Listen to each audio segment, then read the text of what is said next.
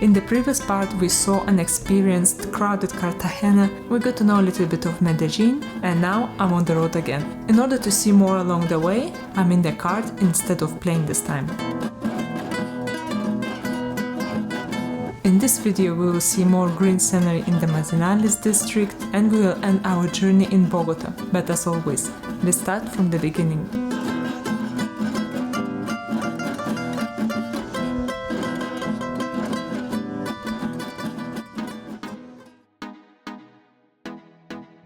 Today we slept in the countryside. These chickens were waking us up since I don't even know when, and now they decided to come to the door. The view is actually really nice, but we are going to even nicer place, to the coffee region. Even in the most remote village, we found a stand with freshly made arepas, so we decided to give a try. So we are on the way to the coffee farm, and on the way we found this kind of random breakfast table. So the arepas, they look very different compared to the ones from yesterday. Yesterday were kind of fluffy, thick and yellow, and here they are a little bit flat, white, and a little bit more dense. And why is that? So for the yellow arepas they use mazorca, and for these arepas they use the most basic corn flour. And coffee?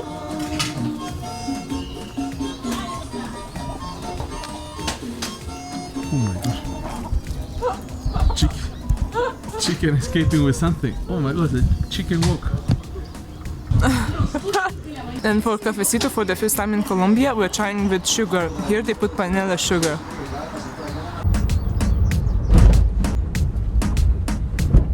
So was it worth coming here? Yes, absolutely. It took us a while because we have a simple car, not like a Jeep style. So we were worried how we're gonna end up arriving here because the road was kind of very muddy. It's been raining overnight and it's kind of not, the drizzle, heavy rain. Tour, actually I was hesitating to take a tour or not because initially I just wanted to look around, but this tour gave so much value. You can go to see all the steps of the beans, but they cannot maintain themselves doing only that, so they also have banana, and they run courses here, like for example plantain cooking class. They have a beautiful, amazing hotel, and they also do rum. It's a rum made with panela. You know panela? Yeah. Panela comes like this. So this is the panela, all these bags. Wow. Do you get them from the local farm or where do you? From nearby. Soon they will have cocoa beans farm as well.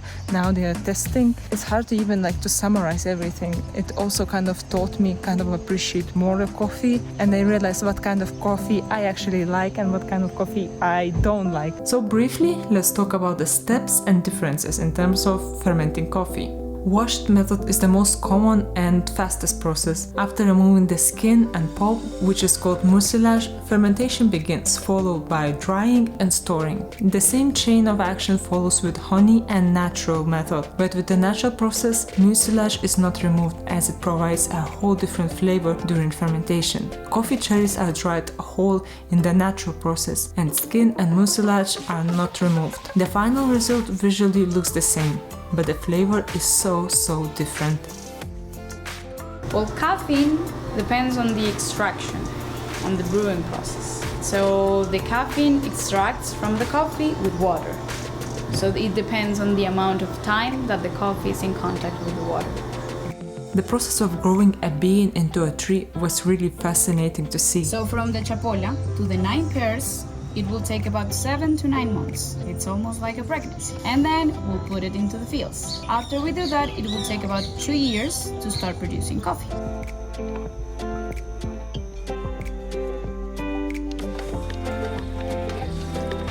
The tank is filled with water. So the coffee that floats is going to be second and third quality, and the coffee that sinks is going to be first quality coffee. This work definitely takes time and dedication.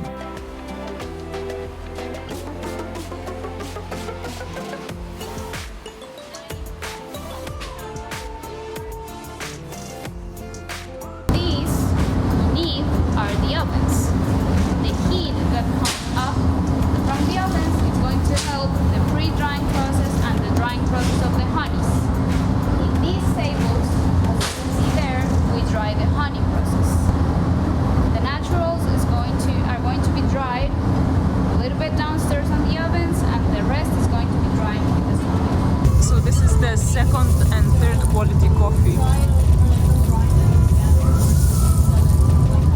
macadamia nutshell are used as fuel for the oven. When you get a dark roasting coffee, it will look shiny. Because when the dark roasting happens, it will give us something that is called caramelization. So the coffee beans are going to expand at a point where the oils are going to leave the bean and it's going to look shiny and oily. With the medium roasting and the light roasting, it doesn't happen. And in coffee, there's something we call a crack. Basically, it's the sound you get when you're making popcorn. In the first crack, it's going to be light roasted. Getting near or getting to the second crack, it's going to be a medium roasted. And after the second crack, it's going to be dark roasted. You know, besides all the knowledge we gained listening to our guide, the whole area was just stunning with fruit trees and green as far as your eye can see. Delicious. But all good things come to an end. Time to move on.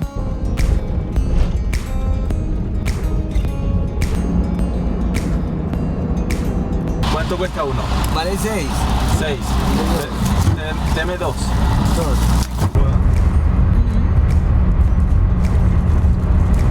It's a nice snack on the go. Another 8 hours, so I think we will see more of this kind of food discoveries on the go. On the way to Bogota, we passed one stunning town. We arrived to you see, I want to say Finlandia. It's Finlandia. So don't make a mistake. Very, very colorful, full of music town, and finally we see more tourists here. The city is full of kind of different smells. Someone is roasting nuts, someone is making cafecito. You hear street singers here. It feels very, very vibrant and more importantly, very safe.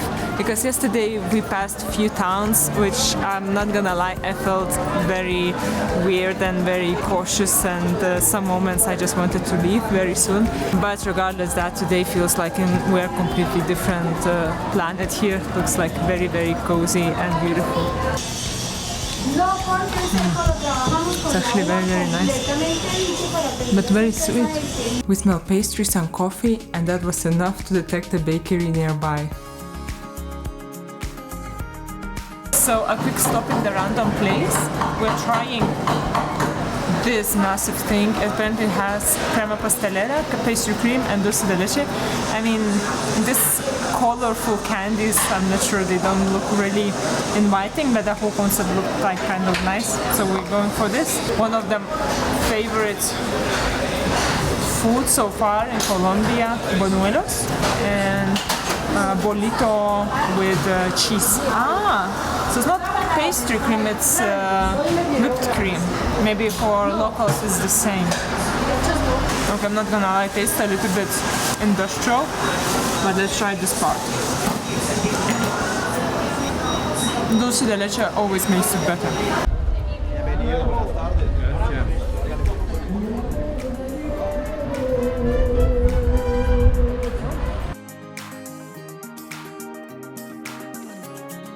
Very, very sweet juice, and I saw a gentleman was mixing orange juice, carrot juice, and eggs. Is it like for power, for energy, to recover from flu?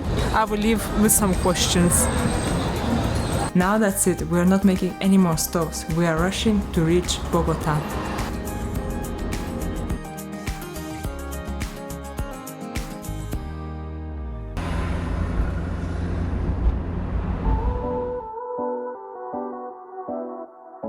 Good morning, Bogota. We are finally at our final destination in Colombia. You can sense that we are in a large city, but let's see with our own eyes. How large? Before jumping on the streets, trying different things, I wanted to show a little bit kind of like touristy things. So we took the cable car and we went all the way up. So now behind us is a massive church, and here, this spectacular view. Bogota is actually impressively big. You don't even see the end. It's actually a gorgeous view from this point. To come here, it cost 27,000 Colombian pesos, which is equal around $7. You can also walk all the way up. You have stairs. I think it's definitely worth coming here regardless, you know, the queues and things like that, just to have a look at the whole city from the bird's eye. And now we will go downstairs and we'll explore a little bit of the old town. By the way, be careful walking. You may not notice open holes on the sidewalk that have been left unattended. However, it's time to see what's happening in the city center. Based on the local suggestion, we are entering over 200 years old coffee shop, and we're gonna try hot tea with panela sugar and some dulces, some sweets. So the queue is building up. It's very vibrant and cozy place, but let's see what they have more inside.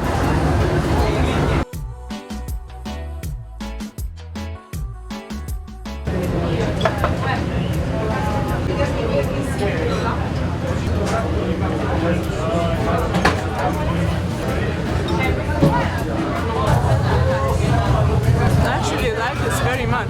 Really, really nice.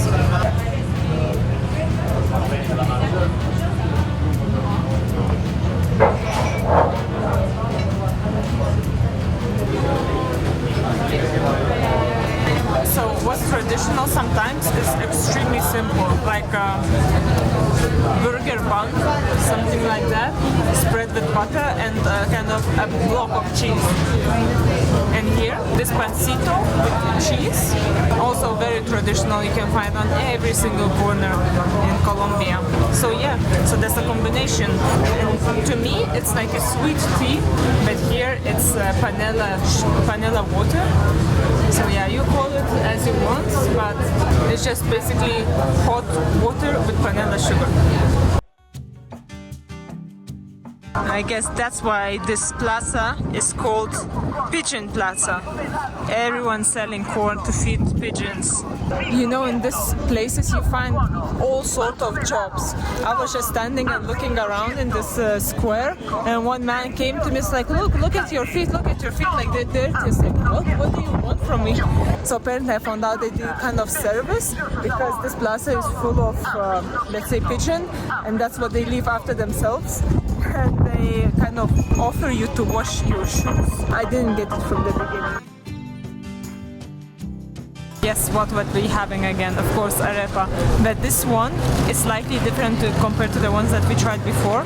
So this is a little bit more hard, it has cheese inside. And when you open, the cheese is actually still warm and melting. And let's see how it tastes. So based on the tons of arepas we tried already in Colombia, I have 3 favorites. Number 3 will be this one. It's really nice. It's not that dry. Number 2 will be arepa with huevo, arepa with egg. And number 1 will be arepa con mozzarella, which is kind of not that much really of the corn there. It's mainly cheese, but it was sensational, really, really good. This cafe is very cute, a nice combination to have a bookshop downstairs and upstairs and your cafecito. Love the deco and looks very authentic.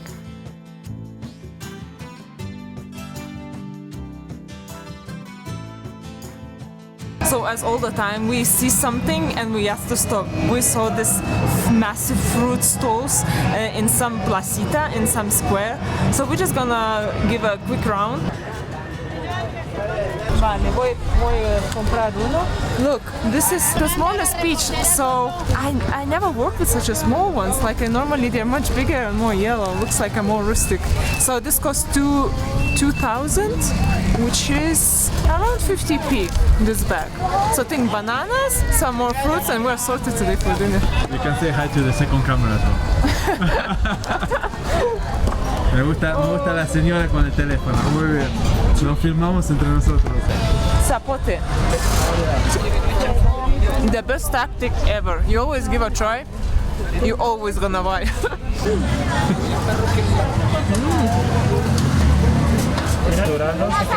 ¿Eso? ¿Uno de eso? Muchas gracias, amigo. Bocadillo. Bocadillo. Vamos a llevar. Okay. Very yellow. They're extremely sweet. Nice, but you cannot eat it too much even though it's very small. So many times you enter the market and you start hearing, come here, get this, get that.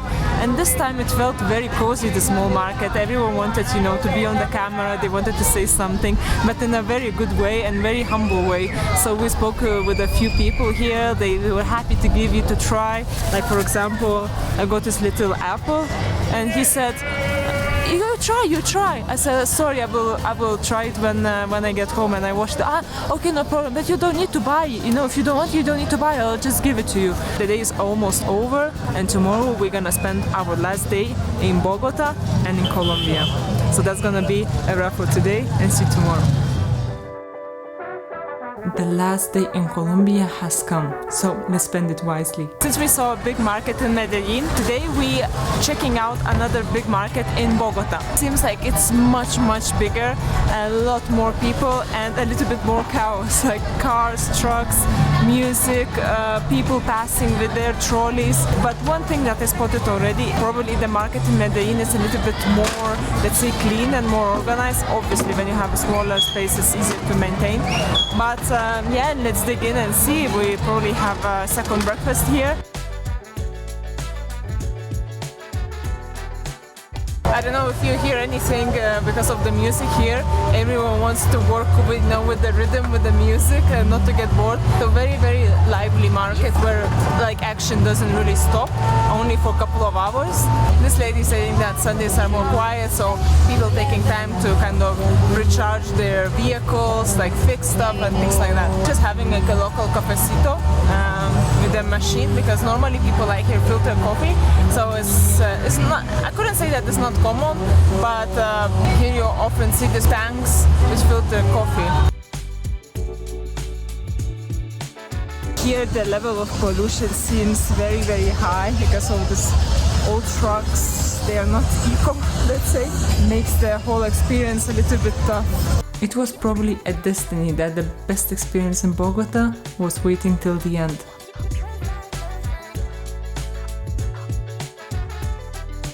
In this market I feel extremely excited because now it's the time of lunch. Here everyone is offering us, everyone is inviting us, but let's see what interesting vegetarian options they have, because as of now it's very popular to have a pork, beef, chicken. I didn't see that much. Yeah, there are some options, but yeah, it's mainly all about meat. So let's see what interesting we can find. So they offer just arroz. I asked, do you do something more elaborated than rice? So yeah, rice with beans. I say, okay, maybe let's check more. Ah, patacones. Stands for traditional food everywhere was something unreal. It cannot be more fresh than that. This is what I like. The massive slice of avocado comes by default with pretty much every meal.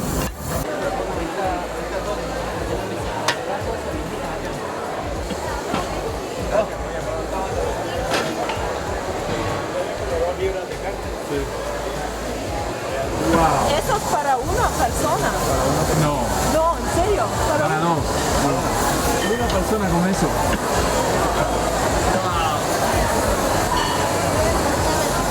Well, this food corner took me by surprise. I have never imagined portions being so big. Con el mayor gusto para servirle. Patacón. Un aguacate. Muy bien. Eso es todo para mí. ¿Y qué salsa es esto? Está ahí para la ensalada. Perfect. So it's really nice to be among my people, chefs. So these girls, for example, where we sat down to have lunch, they start very early in the morning, around 6-7 a.m. To prepare for lunch, which is from 12 to 1, probably extend to 2, full of people. We passed every stall and every stall was full of people and everyone is actually inviting you. So here they arranged us extra table because they were full here. So we had exclusive table close to the kitchen. Everything's super delicious, full of flavor. Simple things taste super nice. They are generous with portions as well. If you ever come to Colombia, Bogota, this market is a must. Really extremely nice vibe, super delicious food. You will also see some tourists, but not that much at the moment. So yeah, you can just really disappear in the crowd and enjoy the local food. complement our lunch, we ordered limonada, but limonada without sugar because that was more like a syrup. So interestingly, they kind of blitz the whole lemon and then they pass it. So that's why the color is more green. Muchísimas gracias. Con el mayor gusto. Last hours in Colombia and Bogota. Kind of I feel a little bit overwhelmed by the people. They're super generous. Like for example, they just engraved Colombia on our maracas, so we have a nice memory. And the lady said, "Don't worry, I don't need anything. Just make me famous." The less time you have, the more you appreciate. So we did everything much faster than probably any average tourist spending here a week. So thank you so much for watching. I appreciate you reached this part of the video and see you in Argentina.